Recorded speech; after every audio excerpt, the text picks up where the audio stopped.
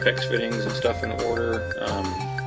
This is the filter head, or the filter system that we got for our hot water heater. So we wanted to filter it down to 5 microns before it went into that.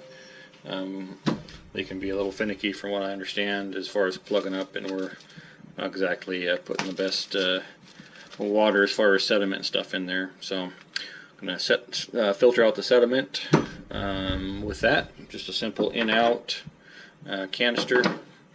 And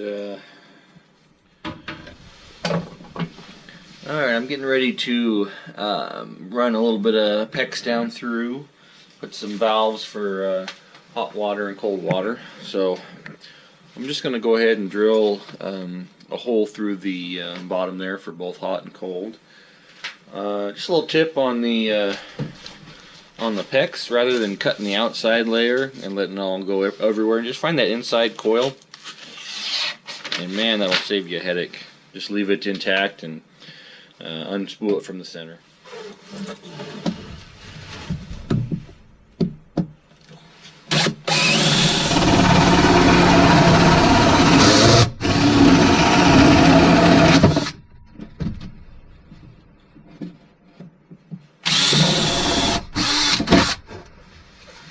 Alright, so I ran into a little bit of a problem. My drill bottomed out before I made it through the floor there, so I can't find any of my longer bits, so I'm going to have to drill a little bit larger hole so the chuck of my drill will fit down in. I got a new kit from Milwaukee. Just opened it up. I don't know if I'm mistaken, but there's 2 empty slots there. I don't know if they're supposed to be filled or not. Anyhow, my old Harbor Freight hole saw kit fallen to pieces. Finally gave it up after, like, I don't know, 7 or 8 years. So finally bought a nicer kit. So I really like this setup for this. So the hole saw itself is threaded, which just threads right onto that. And on the back side of it, they've got these little holes set in there. So it's just simply line up your 2 little pins there, lock them in, boom, you're good, ready to go. Quick and easy. I like that. So I guess I just needed to read the label here. So it includes 8 hole saws. That's what's in there. They must just use this box for multiple kits. So didn't get shorted, and just had exactly what it was supposed to.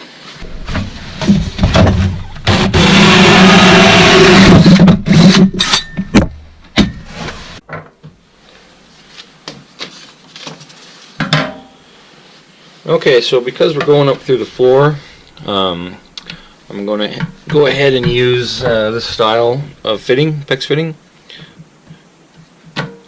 And I've gone ahead and swapped out for my 1/2-inch jaws. Let's see if I can get it on here. Alright, so we'll go ahead and crimp that down. And we'll check.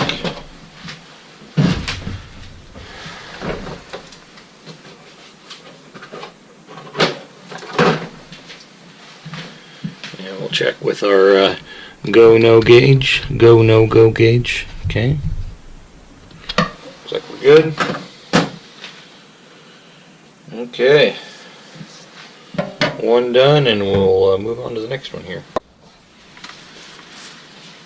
Alright, so I've left myself plenty to work with.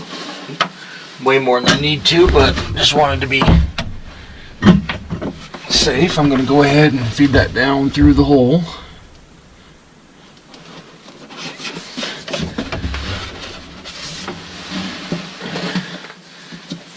Same thing with the blue now.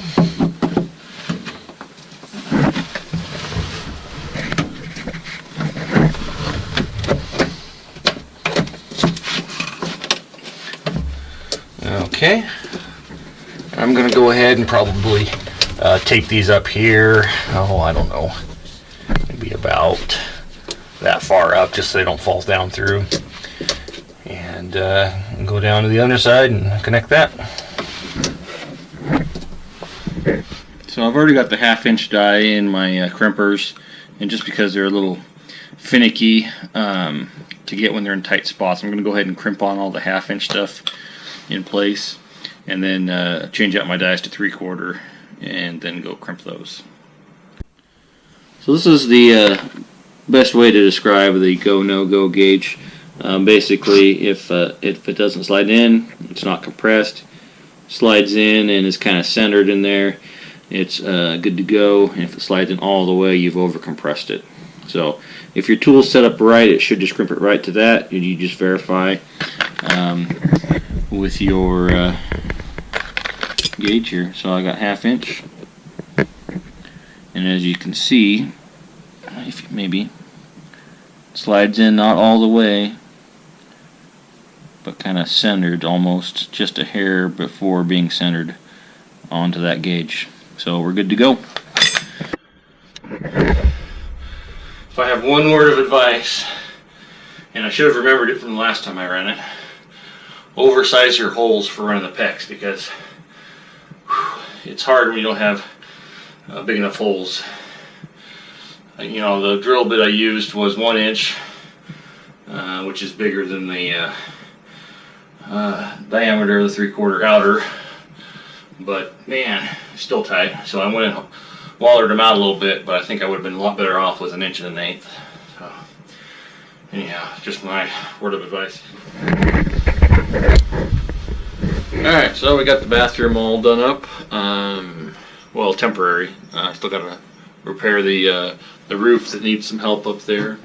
But all the plumbing's done through there. I'm going to run new supply lines from here over to our temporary pump house setup, and that involves crawling under the house. So I probably won't take you with me down there, but I'll go run some supply lines.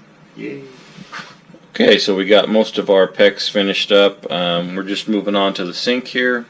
Just got a cheap faucet to go on there. Since this is kind of a temporary location for this anyways, this will eventually probably end up being the bedroom. But got a cheap faucet we're going to put in, so we just got to pop out our center cap here. Should just be some tangs underneath. Check. Get old for this.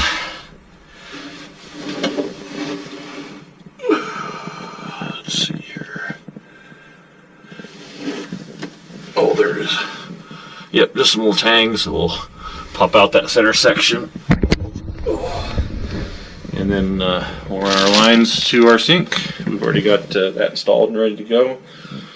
So we'll get this plugged in real quick. So before you start hating on me, this is the way that this was installed for the drain here. No trap. So not my fault, that's the way it is. I will fix it though. Make it correct. So this is one of my pet peeves, and I don't know why people always do it, but they use a fiberboard, like a compressed medium density fiberboard, in under sinks and under vanities and that sort of stuff in the bathroom. And whenever that gets wet, it just races up and it doesn't go back. And I just think it looks terrible. So thankfully, I'm going to be redoing cabinets for the cabin.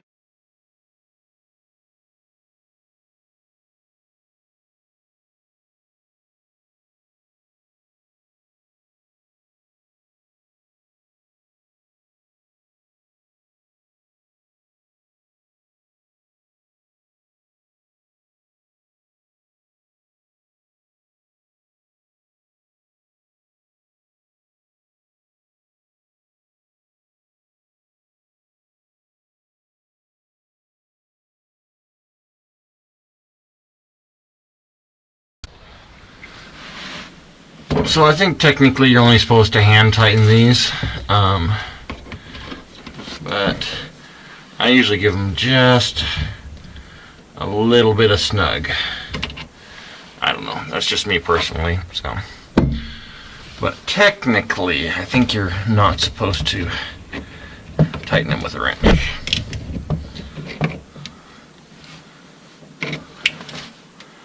That's up to you. Alright, so I've almost got this crazy pump house figured out.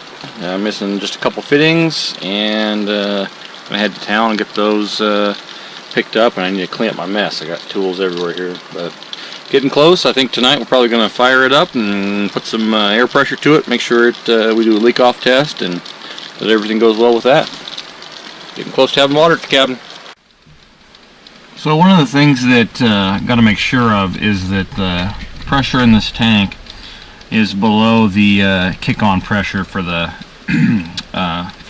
cutoff switch. So we have a 30-50 switch. So excuse me. So we have a 30-50 switch on here. The pump shop recommended 28 psi.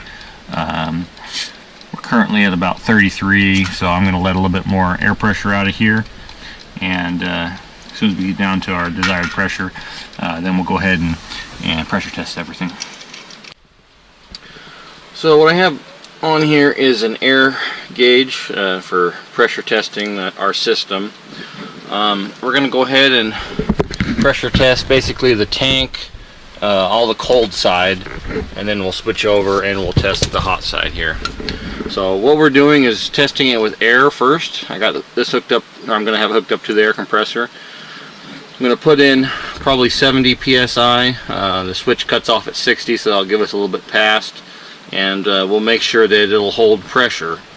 We'll do a leak down test on it, and if it passes, then we'll go ahead and let water go through it. But it's nice testing it with air first, because if you have a leak, you don't, obviously with air there's no cleanup, but if you have a leak with water, then you got to drain everything back out, and it's a mess.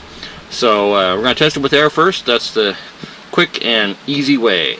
Actually, I forgot we had a valve right here. I'm just going to go ahead and shut it off. We'll test just the stuff inside the house, and we'll turn off to the pressure tank there.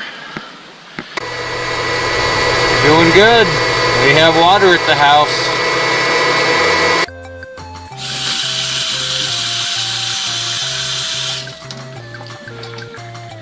Wow, that's nice to have again.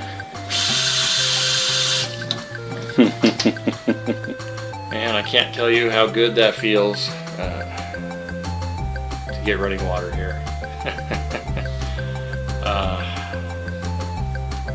Makes me very happy. Are you excited to have running water? I am beyond excited to have running water in the cabin. Awesome. One step closer to moving in. Yep. Very excited. We just measured. We're gonna have a corner shower in here, and a sink and a toilet. So I'm really excited. All the stuff that the regular people have. Imagine that. Good job. What do you got there? Some steaming hot water? Hot water in the cabin. So awesome. On-demand hot water. It's pretty amazing. And there was not water in this cabin before. Well, this was the water in the cabin before. A pitcher pump. But it wasn't hooked up anymore. I think it had been years ago. But now Robert has plumbed hot water into the cabin. Pretty awesome. I'm pretty impressed with him. How do you feel? Pretty amazing. You should feel amazing. That's really cool.